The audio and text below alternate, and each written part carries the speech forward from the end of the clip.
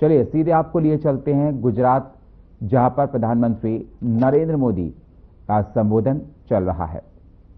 क्या कंट्रीब्यूट कर सकते हैं, टूरिज्म डिपार्टमेंट है तो वो अर्बन डेवलपमेंट में क्या कंट्रीब्यूट कर सकता है। यानी एक प्रकार से whole of the government approach, इस भूमिका से ये वर्ष मना। और आपको याद होगा जब हमने टूरिज्म बनाया तो पूरे राज्य में, उसके पहले गुजरात में टूरिज्म की कल्पना ही कोई नहीं कर सकता,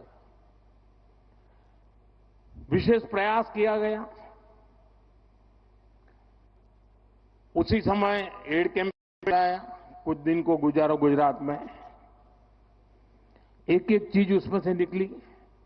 उसी में से रणोत्सव निकला, उसी में से स्टैच्यू ऑफ यूनिटी बना, उसी में से आज सोमनाथ का विकास हो रहा है, गिर का विकास हो रहा है, अंबाजी का विकास हो रहा है, एडवेंचर स्पोर्ट्स आ रही हैं, यानी एक के बाद एक चीजें डेवलप होने लगी। वैसे ही जब अर्बन डेवलपमेंट ईयर बनाया, और मुझे याद है मैं राजनीति में नया नया आया था, और कुछ समय के बाद हम अहमदाबाद म्युनिसिपल कॉरपोरेशन सबसे पहले जीते। तब तक हमारे पास एक राजकोट म्युनिसिपैलिटी हुआ करती थी, तब वो कॉरपोरेशन नहीं थी। और हमारे प्रहलाद भाई पटेल थे, पार्टी के बड़े वरिष्ठ नेता थे, बहुत ही इनोवेटिव थे, नई नई चीजें सोचना उनका स्वभाव था। मैं नया राजनीति में आया था तो प्रहलाद भाई एक दिन आए मिलने के लिए। उन्होंने कहा ये हमें जरा, उस समय चिमन भाई पटेल की सरकार थी, तो हमने चिमन भाई और भाजपा के लोग छोटे पार्टनर थे, तो हमने चिमन भाई को मिलकर के समझाना चाहिए कि ये जो लाल बस अहमदाबाद की है उसको जरा अहमदाबाद के बाहर जाने दिया है। तो उन्होंने मुझे समझाया। फिर मैं और प्रहलाद भाई चिमन भाई को मिलने गए, हमने बहुत माथापच्ची की।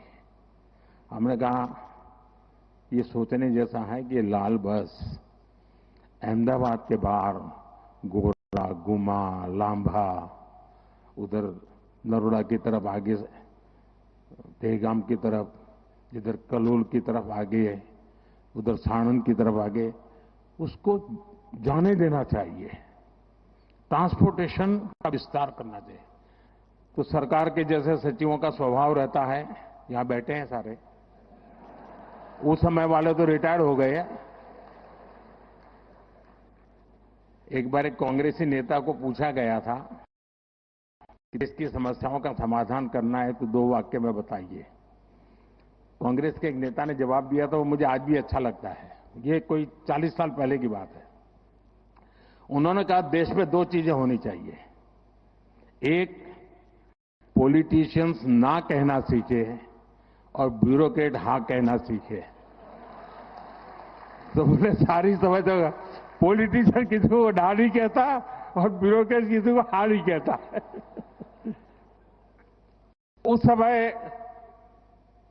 चिमन भाई के पास गए तो उन्होंने पूछा सबसे, हम दोबारा गए, तीसरी बार गए, नहीं एसटी को नुकसान हो जाएगा, एसटी को कमाई बंद हो जाएगी, एसटी बंद पड़ जाएगी, एसटी घाटे में चल रही है, लाल बस वहां नहीं भेज सकते। मगर बहुत दिन चला, 3-4 महीने तक हमारी माथापच्ची चली। खैर हमारा दबाव इतना था कि आखिर लाल बस को लांबा, गोरा, गुमा ऐसा एक्सटेंशन मिला।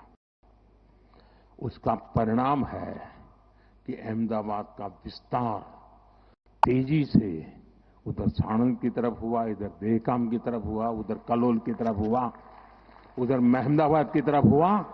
तो अहमदाबाद जो प्रेशर एकदम तेजी से बढ़ने वाला था, उसमें तेजी आए, बच गए। छोटी सी बात थी।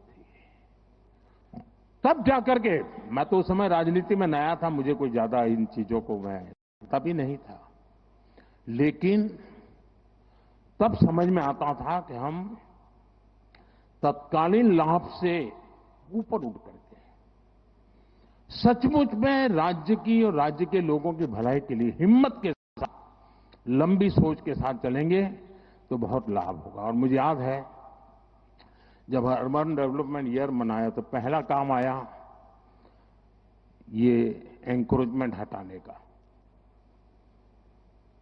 अब एंक्रोचमेंट हटाने की बात आती तो सबसे पहले रुकावट बनता है पॉलिटिकल आदमी, किसी भी दल का, वो आके खड़ा हो जाता है क्योंकि उसका लगता है मेरे वोटर है, तुम तोड़ रहे हो। और अफसर लोग भी बड़े चतुर होते हैं, जब उनको कहेंगे भी ये सब तोड़ना है तो पहले जाकर को हनुमान जी का मंदिर तोड़ते हैं। तो ऐसा तूफान खड़ा हो जाता है कि कोई भी पॉलिटिशियन डर जाता है, उसको लगता है ये हनुमान जी का मंदिर तोड़ दिया, वाहो। बड़ी हिम्मत दिखाई। उस समय हमारे IK शायद अर्बन मिनिस्टर थे, और उसका परिणाम ये आया कि रास्ते चौड़े होने लगे तो जिसका 2 फुट 4 फुट कटता था चिल्लाता था, लेकिन पूरा शहर खुश हो जाता था। इसमें एक स्थिति ऐसी बनी, बड़ी इंटरेस्टिंग है। अब मैंने तो 2005 अर्बन डेवलपमेंट ईयर घोषित कर दिया, उसके लिए कोई 80-90 पॉइंट निकाले थे, बड़े इंटरेस्टिंग पॉइंट है। तो पार्टी से ऐसे ही मेरी बात हुई थी कि भाई ऐसा एक अर्बन डेवलपमेंट ईयर होगा, जरा सफाई वगैरह के कामों में सबको जुड़ना पड़ेगा। लेकिन जब ये तोड़ना शुरू हुआ तो मेरी पार्टी के लोग आए, ये बड़ा सीक्रेट बता रहा हूं मैं। उन्होंने कहा साहब ये 2005 में तो अर्बन बॉडी की चुनाव, हमारी हालत खराब हो जाएगी, ये सब चारों तरफ तोड़फोड़ चल रही है। मैंने कहा यार भाई ये तो, और सचमुच में मेरे ध्यान में वो चुनाव था ही नहीं। अब मैंने कार्यक्रम बना दिया। अब साहब मेरा भी एक स्वभाव है,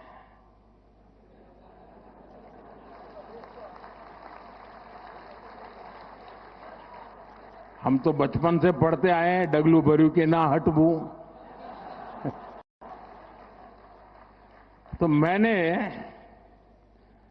कहा देखिए भाई आपकी चिंता सही है, लेकिन अब पीछे नहीं हट सकते। अब तो ये अर्बन डेवलपमेंट ईयर ये होगा, हार जाएंगे चुनाव क्या है, जो भी होगा। हम किसी का बुरा करना नहीं चाहते, लेकिन गुजरात में शहरों का रूप रंग बदलना बहुत जरूरी है। साथियों हम लोग लगे रहे, काफी विरोध भी हुआ, काफी आंदोलन हुए, बहुत परेशानी हुई। यहां मीडिया वालों को भी बड़ा मजा आ गया कि मोदी अब शिकार आ गया हाथ में, तो वो भी बड़ी तुरी ताकत से लग गए थे। और उसके बाद जब चुनाव, देखिए मैं राजनेताओं को कहता हूं, मैं देश भर के राजनेता मुझे सुनते हैं तो देखना कहनाता हूं, अगर आपने सदनिष्ठा से ईमानदारी से लोगों की भलाई के लिए निर्णय करते हैं, तत्कालीन भले बुरा लगे लोग साथ चलते हैं। और उस समय जो चुनाव हुआ 90% विक्ट्री बीजेपी की हुई थी, 90%। यानी लोग जो मानते हैं कि जनता ये नहीं जाओ, मुझे याद है अभी ये जो यहां अटल ब्रिज बना है ना, तो मुझे साबरमती रिवर फ्रंट पे, तो पता नहीं क्यों मुझे उद्घाटन के लिए बुलाया था। कई कार्यक्रम थे तो मैंने कहा चलो भी हम भी देखने जाते, तो मैं जरा वो अटल ब्रिज पर टहलने गया, तो वहां मैंने देखा कुछ लोगों ने पान की पिचकारियां लगाई थी। अभी तो उद्घाटन होना था, लेकिन कार्यक्रम हो गया था।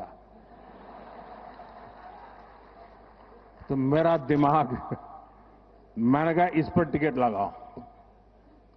तो ये सारे लोग आ गए, साहब चुनाव है, उसके बाद चुनाव था, बोले टिकट नहीं लगा सकते। मैंने कहा टिकट लगाओ वरना ये तुम्हारा अटल ब्रिज बेकार हो जाएगा।